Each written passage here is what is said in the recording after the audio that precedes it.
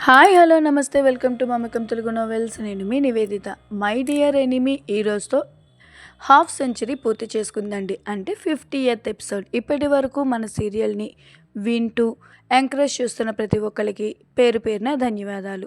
మరీ ప్రత్యేకంగా దేవి చీరాల సిస్కి చాలా చాలా థ్యాంక్స్. ప్రతి ఒక్క ఎపిసోడ్కి కంపల్సరీగా లైక్ అండ్ కామెంట్తో పలకరిస్తున్నందుకు. ఇక ఆలస్యం చేయకుండా ఈరోజు వీడియోలోకి వెళ్ళిపోదామా? అప్పటి వరకు ఏదో తంతు జరుగుతుంది అన్నట్లు ఎవరికి వాళ్లే ఉన్నారు. ఒక్కసారి వర్షిణి వచ్చి సరదా ఆటలు పెట్టేసరికి అక్కడ క్లైమేట్ మొత్తం మారిపోయింది. అందరి ముఖంలో ఉత్సాహం, ఆనందం వచ్చాయి, ఒక్క మాలా ముఖంలో తప్ప. అబ్బా ఏంటి ఆలస్యం? ఓల్డ్ పీపుల్ మీరంతా సైలెంట్గా ఉండండి. నువ్వే ముందు అన్నాను కదా. సో మాధవ్ ముందు మాలా కాలు తొక్కాలి తొక్కాలి తొక్కాలి అంటూ గొడవ చేసింది వర్షిణి. అక్కడున్న వారంతా వర్షిణి అల్లరికి నవ్వుతున్నారు. మాధవ్ చాలా మొహమాటంగా మాల వైపు చూస్తూ నెమ్మదిగా ఆమె కాలు దగ్గరికి తన కాలు తీసుకువెళ్తున్నాడు. అప్పటికే కాస్త ఇరిటేషన్లో ఉన్న మాల సరిగ్గా మాధవ్ ఆమె కాలును తొక్కే సమయానికి దూరంగా జరిపేస్తుంది. అంతే, ఒక్కసారిగా తూలినట్లుగా ముందుకు జారిపోయాడు మాధవ్. అబ్బో పైకి కనిపించదు గాని మా వాడిని భలే ఆట పట్టిస్తోందిగా మాల అన్నారు సుగుణ. నేనేం చేశాను? ఏం చేసినా అందులో వీళ్ళు పాజిటివిటీ వెతుక్కుని వాళ్ళకు వాళ్ళు సాటిస్ఫై అయిపోతున్నారు తప్ప నా మనసులో ఏముందో తెలుసుకోవాలి అన్న మినిమం ఇంట్రెస్ట్ కూడా చూపించటం లేదు అని విసుక్కుంటూ నేల చూపులు చూస్తున్న మాల ఈసారి తప్పించుకోవడానికి లేకుండా చటుక్కున కాలిపై కాలు పెట్టి బొటకన వెళ్ళి కాస్త గట్టిగానే అదిమి పెట్టాడు మాధవ్. ఒక్కసారిగా ఆహ్ అమ్మా అన్న మాల అరుపుకి కాస్త పట్టు వదిలి మాల వైపు కసిగా చూసి అంతలోనే ఫేస్ ఎక్స్ప్రెషన్ మార్చి బాధపడుతున్నట్లుగా పెట్టి గట్టిగా ఆనించానా? నొప్పిగా అనిపిస్తోందా మాలా? సారీ మాలా, నువ్వు కాలు వెనక్కి లాగుతున్నావు కదా అని ఎలాగైనా తొక్కాలి అనే ఆరాటంలో అని నెమ్మదిగా చెబుతున్న మాధవ్ వైపు చూసి పర్వాలేదు అన్నట్లుగా తల అడ్డంగా తిప్పింది మాల. కానీ అప్పటికే ఆమె కంట్లో కన్నీరు సుడులు తిరగడం అతను గమనించాడు. అది చూసి లోపలే నవ్వుకుంటూ ఇప్పుడే ఏమైంది మాలా? ఇలాంటి స్వీట్ నథింగ్స్ నీకు చాలానే చూపిస్తాను.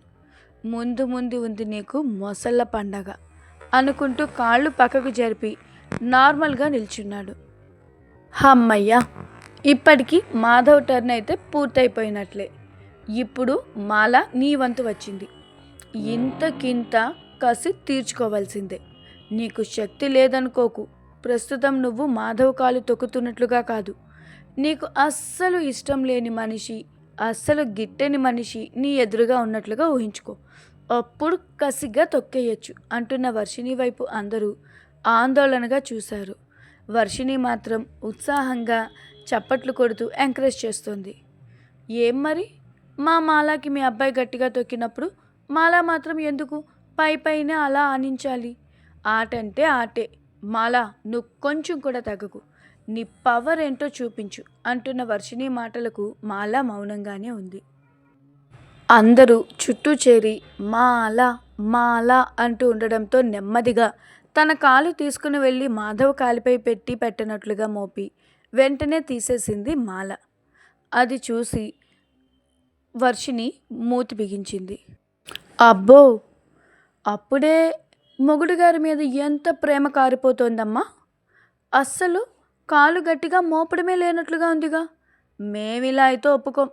నువ్వు కూడా మాధవ్లానే గట్టిగా కాలితో ఒత్తి తీరాల్సిందే అని పట్టుపట్టింది వర్షిణి.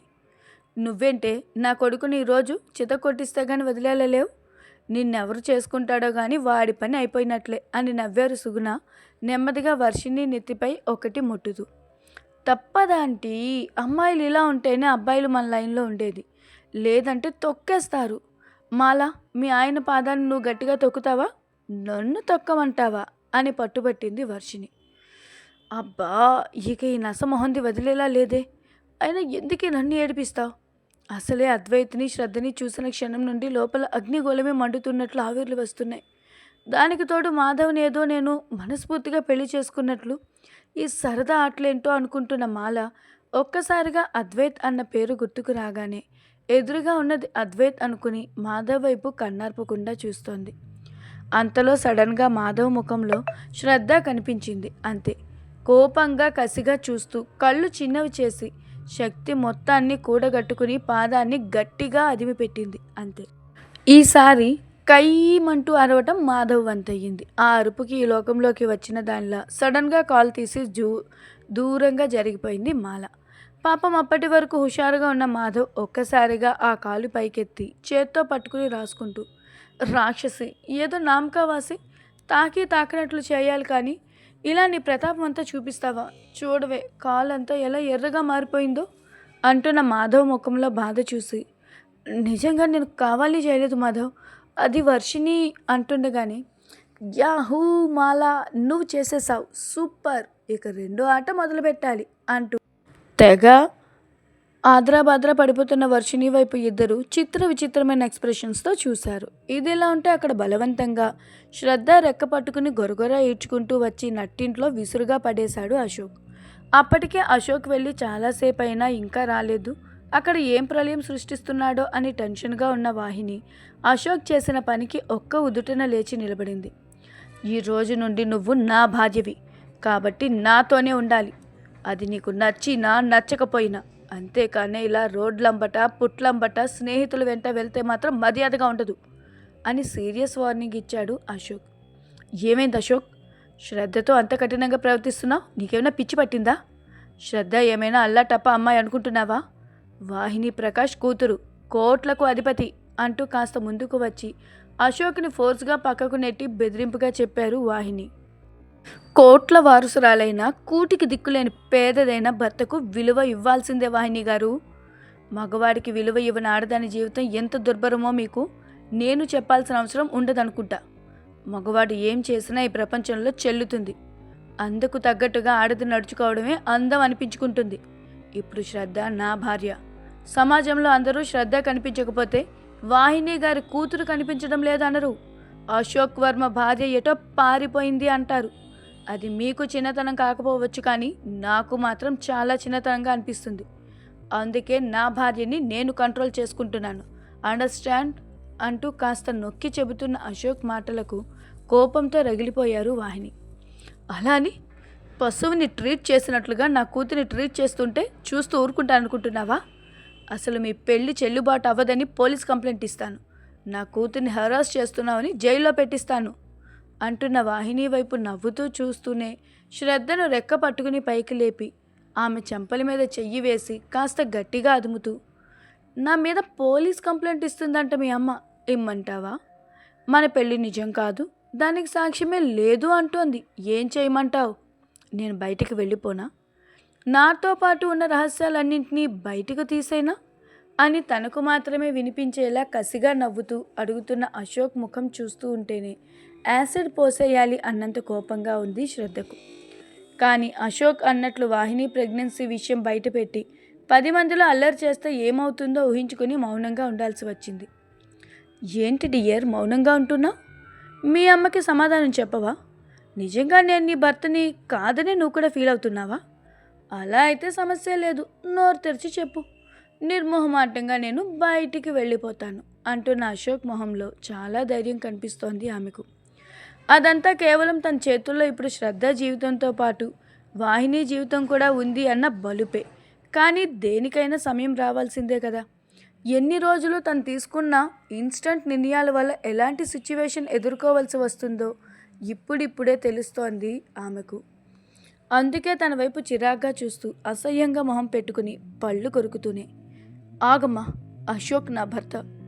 నా మీద తనకు సర్వ అధికారాలు ఉన్నాయి, కాబట్టి అతని మీద కంప్లైంట్ ఇచ్చే హక్కు నీకు లేదు అని పొడిపొడిగా చెప్పి అక్కడి నుండి అశోక్ చేతులను దూరంగా నెట్టి వడివడిగా నడుచుకుంటూ తన గదికి వెళ్ళిపోయింది శ్రద్ధ.